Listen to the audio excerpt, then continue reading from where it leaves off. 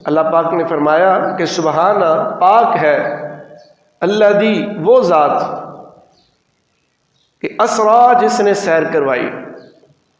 اب اس سیر کو اللہ نے اپنی طرف منسوب کیا، یہ نہیں کہا کہ رسول اللہ نے سیر کی۔ اللہ فرماتا ہے میں نے کروائی۔ جب کروانے والی ذات اللہ کی ہے، پھر اس کے بارے میں کیسے سوچا جا سکتا ہے کہ یہ ممکن ہے اور یہ ناممکن ہے؟ کیونکہ وہ ذات وہ ہے کہ جو سبحان ہے، وہاں ناممکن والا معاملہ نہیں ہے۔ کیوں کہ ان اللہ علی کل شیء قدیر، اللہ وہ ہے کہ جو ہر چیز پر قادر ہے۔ تو اللہ نے اس سیر کو منسوب ہی اپنی طرف کیا، اور وہ بھی لفظ سبحان سے کیا۔ بخاری مسلم کی حدیث ہے، لفظ سبحان کے بارے میں عرض کرتا چلوں۔ سیدنا ابو ہریرہ رضی اللہ تعالیٰ عنہ روایت فرماتے ہیں کہ جس نے ایک دن میں 100 مرتبہ سبحان اللہ و بحمدہ پڑھا تو اس کے سمندر کی جاگ سے زیادہ بھی گناہ ہوں گے نا، تو اللہ رب العزت ان کے گناہوں کو معاف فرما دے گا۔ یہ لفظ سبحان کی برکت ہے۔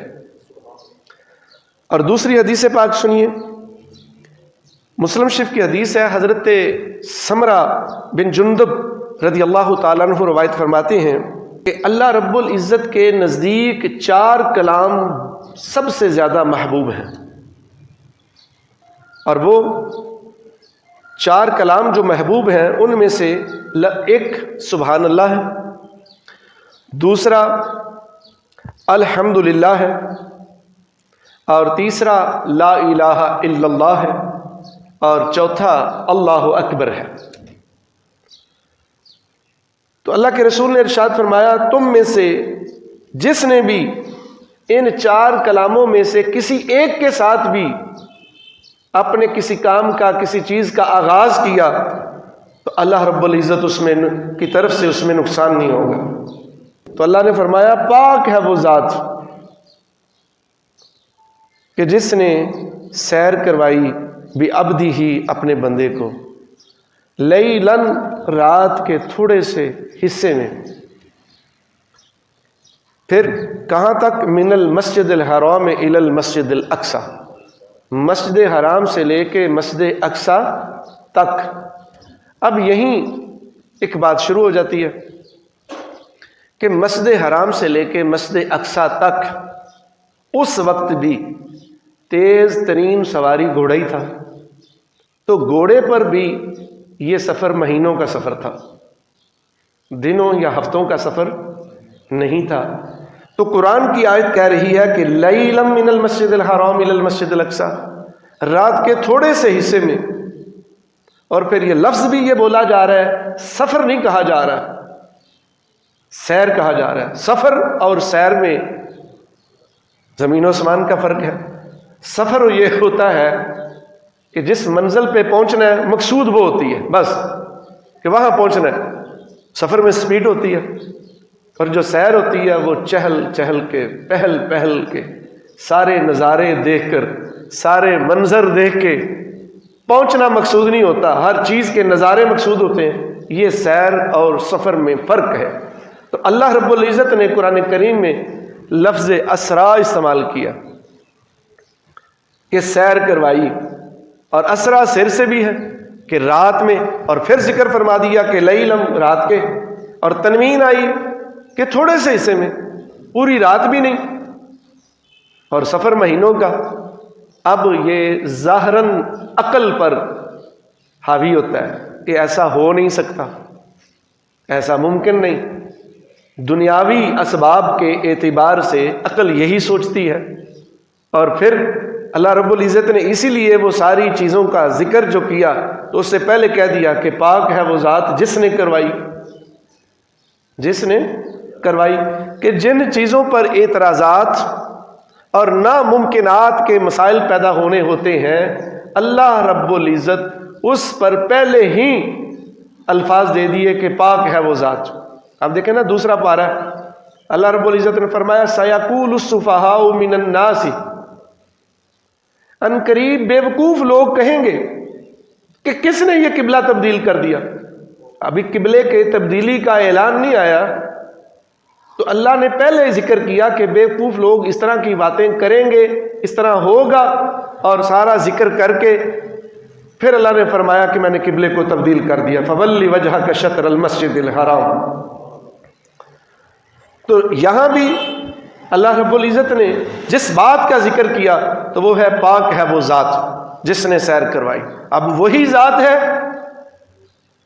جو عیسیٰ علیہ السلام کو آسمانوں پہ لے گیا، حدیث موجود ہے، قرآن کی آیت موجود ہے، اور جب عیسیٰ علیہ السلام زندہ آسمانوں پہ گئے، اللہ تعالیٰ نے قرآن کریم میں ارشاد فرمایا کہ وَكَذَلِكَ نَرَى إِبْرَاهِيمَ مَلَكُوتَ السَّمَاوَاتِ وَالْأَرْضِ، سورہ انعام آیت نمبر 75، کہ اسی طرح ہم نے ابراہیم علیہ السلام کو آسمانوں اور زمین کی سیر کروائی۔ اللہ عیسیٰ علیہ السلام کو آسمانوں پہ لے گیا۔ سیدنا ادریس علیہ السلام کے بارے میں ہے کہ ان کو آسمانوں پہ لے جایا گیا۔ تو بتائیے کہ جب وہ آسمانوں پہ جا سکتے ہیں تو حضور نبی کریم صلی اللہ علیہ وآلہ وسلم کی تو وہ ذات ہے جس کے بارے میں رب نے قرآن میں فرمایا تِلْكَ الرُّسُلُ فَضَّلْنَا بَعْضَهُمْ عَلَىٰ بَعْضٍ، کہ یہ رسل ہیں جن کو ہم نے بعض کو بعض پر فضیلت دی۔ تو اللہ کریم نے رسول پاک صلی اللہ علیہ وسلم کو تو ہر لحاظ سے تمام انبیاء پر فضیلت عطا فرمائی۔ اب معاملہ یہ ہے کہ جب معراج کا واقعہ بیان کیا جاتا ہے، اب معراج شریف آ رہی ہے، تو اس میں کچھ احادیث مبارکہ کے حوالے دے کر، کچھ اصحاب کے حوالے دے کر اس میں یہ کہا جاتا ہے کہ یہ سارا خواب تھا، یہ سارا خواب ہے۔ معراج میں جو جو کچھ بیان ہوا، جہاں جہاں آپ گئے، مسجد اقصیٰ گئے، آسمانوں پہ گئے، براق کا ذکر ہوا، تو یہ آپ صلی اللہ علیہ وسلم کی رویا ہے، آپ کا خواب ہے۔ اور دوسرے صحابہ کی یہ بھی روایتیں موجود ہیں کہ یہ خواب نہیں، یہ جسمانی معراج ہے۔ اب خواب والی احادیث بھی موجود ہیں، لیکن وہ ایک ہٹ کر علیحدہ ہے۔ اب سوال یہ ہے کہ خواب میں انکار نہیں ہوتا، خواب میں ناممکنات نہیں ہوتی۔ خواب میں تو عام انسان بھی کہہ دینا کہ میں خواب آیا جی، میں آسمانوں پہ گیا ہوں، تو کوئی کہے گا کہ ٹھیک ہے جی خواب ہے نا، انکار نہیں کیا جا سکتا۔ انکار تو حقیقت کا ہوتا ہے، خواب کا انکار نہیں۔ پھر خواب بھی رسول اللہ کا ہو، پھر اعتراضات کس چیز کے؟ تو لہٰذا رسول کریم صلی اللہ علیہ وآلہ وسلم کے بارے میں ہمارا عقیدہ و ایمان یہ ہے کہ یہ معراج جو ذکر کی گئی، یہ آپ صلی اللہ علیہ وسلم کو اللہ رب العزت نے جسمانی طور پہ کروائی، یہ خواب نہیں ہے۔ اور پھر جو خواب کی بات ہے تو پھر براق پہ آپ سوار ہوئے، پھر امامت آپ نے مسجد اقصیٰ میں کروائی۔ روح امامت نہیں کرواتی، امامت جسم کرواتا ہے۔ اور پھر ابو بکر صدیق رضی اللہ تعالیٰ عنہ نے تصدیق کی۔ خواب کی تصدیق کا کیا معاملہ ہے؟ جب وہ سارے قریش مکہ کے سردار آپ نے بیان کیا حتیم میں آ کے، تو پھر وہ اکٹھے ہو کے آگے انہوں نے کہا کہ ایسا کرتے ہیں کہ ان کے بڑے خاص ساتھی ہیں اور بڑے عقل مند بھی ہیں، بڑے سمجھدار بھی ہیں، بغیر سوچے سمجھے بات بھی نہیں کرتے۔ آپ کی دانائی، آپ کی دانشمندی، آپ چیمبر آف کامرس کے چیئرمین تھے، بہت بڑے تاجر تھے، تو لہٰذا ان سے بات کرتے ہیں جا کے۔ تو اکٹھے ہو کے سیدنا ابو بکر صدیق رضی اللہ تعالیٰ عنہ کے پاس آ گئے اور مجہول گفتگو رکھ کے بات کرنے لگے، کہنے لگے جی آپ بتائیں کہ اگر کوئی کہے کہ میں رات کے تھوڑے سے حصے میں مسجد حرام سے مسجد اقصیٰ ہو کر بھی آ گیا ہوں، یہ ہو سکتا ہے؟ آپ نے فرمایا نہیں ہو سکتا۔ ابھی تک سیدنا ابو بکر صدیق رضی اللہ تعالیٰ عنہ کے پاس یہ معراج کی خبر نہیں پہنچی تھی۔ خبر پہنچانے والے بھی کفار ہیں۔ ایک ہوتا ہے نا، آپ کو پہلے علم میں ہوتا، آپ نے سنا ہوتا، نہیں، پہلی اطلاع وہی لے کر آ رہے ہیں۔ ادھر آپ نے بیان کیا، ادھر وہ اکٹھے ہو کے سیدنا ابو بکر صدیق رضی اللہ تعالیٰ عنہ کے پاس چلے گئے۔ آپ نے کہا کہ جی نہیں ہو سکتا۔ انہوں نے پھر دوبارہ کہا کہ دیکھ لو، سوچو، کہ پھر بھی غور کرو کہ ایسا ہے کبھی رات میں ہی جائے اور واپس بھی آ جائے۔ اس نے کہا، آپ رضی اللہ تعالیٰ عنہ نے کہا کہ نہیں، ایسا ممکن نہیں، ایسا ہو نہیں سکتا، مہینوں کا سفر ہے۔ پھر انہوں نے تیسری دفعہ کہا کہ دیکھ لو، اپنی بات پہ پکے رہنا، بعد میں نہ کہنا۔ جب بار بار تاکید کرنے لگے تو آپ نے کہا کہ کہیں آپ میرے آقا کے بارے میں بات تو نہیں کر رہے؟ کوئی جو مجھ سے تاکید کروا رہے ہیں اور بات پہ پکی بار بار لفظ کہہ رہے ہیں۔ انہوں نے کہا کہ دیکھ لو، اب آپ نے کہا کہ کوئی نہیں کر سکتا، کہ ایسا نہیں ہو سکتا، کوئی نہیں جا سکتا، اب آپ کہہ رہے ہیں کہیں میرے آقا کے بارے میں بات تو نہیں کر رہے؟ جب ان کی بات ہے اور انہوں نے ہی کہا ہے، اب انکار نہ کرنا جو بات آپ نے کہہ دی ہے۔ آپ نے فرمایا مجھے یہ بتاؤ کہ کوئی کہے تو میں نہیں مانتا، لیکن وہ کوئی نہیں ہے، میرے آقا کوئی نہیں ہے۔ تم تو یہ کہتے ہو کہ مسجد حرام سے مسجد اقصیٰ تک کیسے جا کے آگے، وہ اس سے بھی اوپر بات کہے، اور سنا بھی میں نے آپ سے ہے۔ میں یہ بھی نہیں کہتا میں پوچھ کر تصدیق کروں گا، آپ سے سن کر کہتا ہوں اگر انہوں نے کہا ہے تو حق کہا ہے، ابو بکر اس کی تصدیق کرتا ہے۔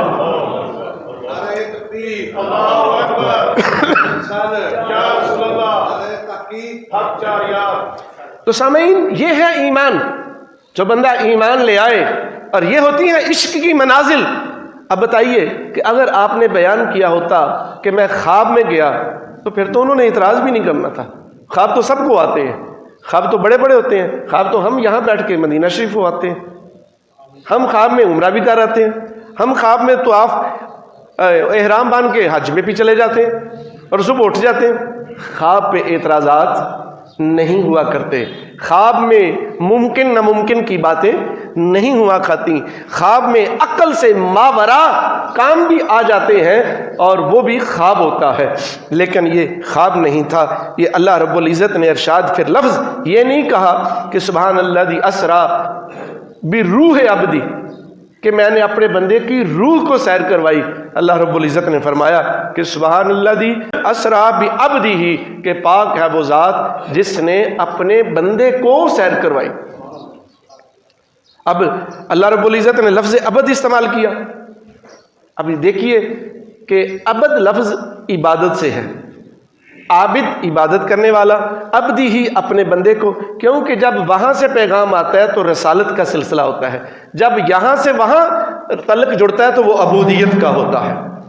تو یہ ایک تعلق عبدی کا اللہ رب العزت نے ذکر فرمایا، اور پھر لفظ صرف عبد نہیں کہا، فرمایا عبدی ہی، میں نے اپنے بندے کو، میرا بندہ۔ اب دیکھیں نا مہر کیا لگ رہی ہے، میرا بندہ، میری عبادت کرنے والا، میری طرف آنے والا، اپنی پوری خلوص عبودیت کو میری بارگاہ میں پیش کرنے والا، تو میں نے اس کو سیر کروائی لیلم، رات کے تھوڑے سے حصے میں، اور پھر وہاں نشانیاں بھی دکھائیں جو مسجد اقصیٰ کے پاس تھیں، اور وہ نشانیاں میں نے اپنے رسول پاک صلی اللہ علیہ وآلہ وسلم کو ساری دکھائیں۔ اب یہ ساری چیزیں جو ہے وہ جسمانی معراج پہ دلالت کرتی ہیں۔ آگے چلیں، پھر اللہ رب العزت نے یہ فضیلت جو آپ کو دی، مسلم شریف کی حدیث ہے، حضرت انس بن مالک رضی اللہ تعالیٰ عنہ روایت فرماتے ہیں اس حدیث معراج کا ذکر کرتے ہوئے کہ رسول کریم صلی اللہ علیہ وآلہ وسلم نے ارشاد فرمایا کہ پھر آنے والا آیا اور مجھے براق پہ سوار کیا، میں مختصر سی بات کر رہا ہوں، پھر مجھے بیت المقدس لے جایا گیا۔ اب دیکھیں، بیت المقدس لے جایا گیا، پھر وہاں براق کو باندھا گیا، اور پھر میں مسجد اقصیٰ میں داخل ہوا، میں نے 2 رکعت نماز پڑھی، پھر میں باہر نکلا، پھر جبریل امین نے مجھے شراب اور دودھ پیش کیا، میں نے شراب کو ترک کیا اور دودھ کو قبول کیا، اور پھر جبریل امین نے کہا کہ آپ نے فطرت کو قبول کیا، پھر مجھے آسمانوں کی طرف معراج پہ لے جایا گیا۔ اب غور فرمائیے کہ اس حدیث میں کیا کچھ ارشاد فرمایا۔ پھر اللہ رب العزت جل مجدہ الکریم نے مسجد اقصیٰ میں لے جا کے وہ ساری جو نشانیاں دکھائیں، اور یہ بخاری کی حدیث بھی ہے، تفسیر ابن کثیر میں بھی یہ بات موجود ہے کہ ابو سفیان خود یہ بیان کرتے ہیں، اس وقت یہ مسلمان نہیں ہوئے تھے، یہ تجارت کی غرض سے وہاں گئے ہوئے تھے، اور ہرقل بادشاہ سے ملاقات ہوتی ہے۔ جب اسے ہرقل بھی کہتے ہیں اور ہرقل بھی کہتے ہیں، اور اس بادشاہ سے جب ملاقات ہوتی ہے اور اس نے کہا کہ آپ مکہ سے آئے ہیں، آؤ مجھے وہاں جو نبوت کا دعویٰ ہوا ہے جس نبی نے کیا ہے اس کے بارے میں مجھے سوالوں کے جواب دو۔ کہتے ہیں میں وہاں پیش ہو گیا۔ اب جب ان سوالوں کے جواب وہ کرنے لگے اور کہنے لگا کیونکہ میں مسلمان نہیں تھا، میں نے پوری کوشش کی کہ میں اس کے ذہن کو اس طرف سے موڑوں، اور اس پہ میں نے جھوٹ بھی بولا۔ خود ہی روایت کرتے ہیں کہ اس نے جو نشانیاں پیش کیں، میں کچھ بیان کرتا رہا، کچھ کہتا رہا، نہیں ایسے نہیں ہے، ایسے نہیں ہے، وہ ایسے نہیں ایسے ہے، تو ان نشانیوں کا وہ ذکر کرتے رہے۔ تو آخر میں نے خود ہی، اس بارے میں تو انہوں نے نہیں پوچھا، میں نے خود ہی ایک بات ذکر کی اس لیے کہ اس کے ذہن پہ ایسی بات کروں کہ وہ انکار کر دے کہ یار یہ کیا ہے، یہ تو نہیں ہو سکتا۔ میں نے کہا جی چھوڑو باقی باتوں کو، ابو سفیان کہتے ہیں تم کو ایک عجیب بات نہ سناؤں؟ اس نے کہا سنائیں۔ اس نے کہا جی وہ جس نبی کے بارے میں آپ پوچھتے ہیں نا، اس نے ایک عجیب دعویٰ کیا ہے۔ یہ کون سا دعویٰ کیا؟ اس نے دعویٰ یہ کیا ہے کہ میں رات کے تھوڑے سے حصے میں اس مسجد حرام سے یہاں مسجد اقصیٰ میں آیا ہوں اور واپس بھی چلا گیا ہوں۔ اب ذرا دیکھو کہ یہ ہو سکتا ہے، بندہ آ سکتا ہے؟ اتنے بڑے دعوے وہ نبی کر رہا ہے۔ ابو سفیان نے کہا جب میں نے یہ بڑا زبردست پوائنٹ جو ہے وہ ذکر کیا تو اس کے پاس ایک جو آدمی پیچھے کھڑا تھا نا، وہ بول اٹھا، وہ کہنے لگا بادشاہ سلامت، میں اس بات کی تصدیق کرتا ہوں۔ بادشاہ تعجب ہو کر اس کی طرف مڑا اور پوچھا کہ بھی تم کیسے بولتے ہو؟ کہنے لگے کہ جس رات کی یہ بات کر رہے ہیں اس رات میں مسجد کے دروازے اقصیٰ کے بند کیا کرتا ہوں، اور میں اس رات سارے دروازے بند کر دیے، اور ایک دروازہ میں بند کرنے لگا تو وہ دروازہ بند نہیں ہو رہا تھا۔ میں نے اپنے ساتھیوں کو بلایا، زور لگایا کہ یہ دروازہ بند کر دیا جائے، لیکن وہ دروازہ بند ہم اکٹھے ہو کے بھی کر نہیں سکے بادشاہ صاحب۔ پھر ہم نے یہ سوچا کہ اس کو کھلا رہنے دو، صبح کسی مستری بڑھئی کو بلائیں گے، اس کو مرمت کریں گے، لگتا ہے یہ خراب ہو گیا، پھر اس کو بند کریں گے۔ کہتے میں جب صبح گیا تو میں نے دیکھا کہ وہ ایک طرف پتھر تھا، اس میں سوراخ ہوا تھا، لگتا ہے اس سے کوئی جانور باندھا تھا، اور اس پہ جانور کے نشان بھی تھے۔ اور اس رات اس مسجد میں صبح جب گیا تو دروازہ اپنے آپ بند ہو رہا تھا ہاتھ کے ساتھ۔ تو یقیناً یہ ساری نشانیاں ہیں کہ اس رات وہ نبی یہاں آئے ہیں اور انہوں نے یہاں نماز پڑھی ہے۔ میں پوچھتا ہوں کہ بتائیے کہ روح کے لیے دروازوں کی ضرورت ہوتی ہے؟ روح نے آنا ہو تو دروازے کھلے نہیں رکھے جاتے، روح نے آنا ہو تو دروازے بند بھی ہو۔ روح شیشے کو بھی نہیں دیکھتی کہ روح کیسے ہوتی ہے۔ روح تو جہاں جاتی ہے اس کے لیے رستے کھلنا، پھر حدیث طویل ہے، اگلے جمعے پہ اس پہ مزید بات ہوگی کہ آسمان کے دروازے کھول دیے گئے، پھر انبیاء سے ملاقاتیں ہوئیں، تو روح کے لیے دروازے تو نہیں کھولے جاتے نا، روح تو ایسے ہی نکل جاتی ہے۔ یہ پچھلے دنوں اخبار میں آیا تھا کہ امریکہ میں وہ تجربہ کرنے لگے کہ ایک آدمی مرنے لگا، انہوں نے شیشے میں بند کر دیا کہ ہم دیکھتے ہیں کہ اس کی روح کیسے نکلتی ہے، سیل کر دیا، کسی نالی کے ذریعے، پائپ کے ذریعے اس کو سانس کا تعلق جاری رکھا کہ اب دیکھیں جی وہ جو روح ہے، فرشتہ ہے جی، کہاں سے آتا ہے کہاں سے جاتا ہے، وہ شیشے میں بند تھا، عزرائیل آیا بھی روح نکال کے بھی لے گیا، وہ کچھ نہیں اس کو جج کر سکے۔ روح کے لیے رستوں کی، دروازوں کی یہ ضرورت نہیں ہوتی۔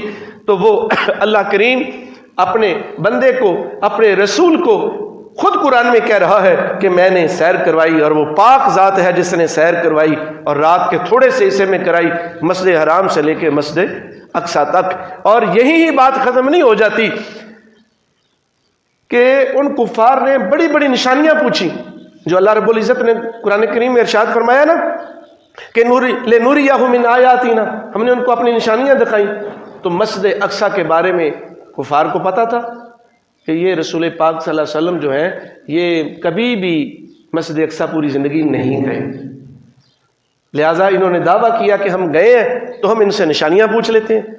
تو وہ کٹھے ہو کے آگے، اچھا جی اگر آپ گئے ہیں تو آپ بتائیں کہ مسجد اقصیٰ کے دروازے کتنے ہیں، شتیر کتنے ہیں، فلاں کھڑکیاں، جو جو نشانیاں پوچھتے گئے آپ صلی اللہ علیہ وسلم سب کچھ بتاتے گئے۔ اور وہ حیران ہو گئے کہ آپ گئے بھی نہیں، آپ ہر چیز بتا رہے ہیں۔ اللہ کریم نے منکشف کر دی ہر چیز، اور پھر آپ نے فرمایا سنو، آپ تو وہ نشانیاں پوچھتے ہو، میں وہ بھی نشانیاں بتا دیتا ہوں جو تم سوال بھی نہیں کرتے، میں وہ بھی بتاتا ہوں۔ تمہارے فلاں فلاں قافلے تجارت پہ گئے؟ انہوں نے کہا جی گئے۔ آپ نے فرمایا میں فلاں قافلے کے پاس سے میری براق گزری، ان کے فلاں شخص کا فلاں اونٹ بدک گیا، سامان گر گیا، وہ دوڑ گیا، جب آئے گا تو ان سے پوچھ لینا۔ فلاں قافلہ جا رہا تھا، جب میں وہاں سے گزرا میری آواز انہوں نے سنی، جب وہ آئے تو ان سے میری نشانی پوچھ لینا، اور وہ قافلے فلاں دن سورج غروب ہونے سے پہلے آئیں گے۔ تو وہ اسی طرح ہوا، جب وہ قافلے آئے تو ان کفار نے ان سے نشانیاں پوچھی، انہوں نے کہا جی بالکل ایسے ہی ہوا ہے۔ تو بتائیے یہ سارے معاملے کیسے ہیں؟ تو اللہ رب العزت نے جو معراج کے مختلف مراحل رکھے تو مسجد اقصیٰ سے، ورنہ ڈائریکٹ بھی اللہ فرماتا ہے میں یہیں سے آسمانوں پہ لے گیا، لیکن وہ سارا آسمانوں پہ لے جانا اس میں دلائل نہیں ہونے تھے، تو مسجد اقصیٰ لے جانا اور مسجد اقصیٰ کا دکھانا، ان سے نشانیاں پوچھنا، یہ سفر کرنا، رستے میں قافلوں کے پاس سے گزارنا۔ پھر حدیث پاک ہے، اللہ کے رسول نے ارشاد فرمایا کہ جب میں معراج پہ گیا، رستے پہ قصیب الاحمر کی جگہ ہے، وہاں سے گزرا تو میں نے دیکھا کہ موسیٰ علیہ السلام اپنی قبر میں کھڑے ہو کر نماز پڑھ رہے تھے۔ تو آپ نے یہ سارے نظارے دیکھے، یہ سیر ہے، اور واپس بھی آ گئے، عرش پہ بھی گئے، اور پھر بھی وہ رات کے تھوڑے سے حصے میں آپ واپس آئے، بستر بھی گرم تھا اور سارے معاملے اسی طرح تھے۔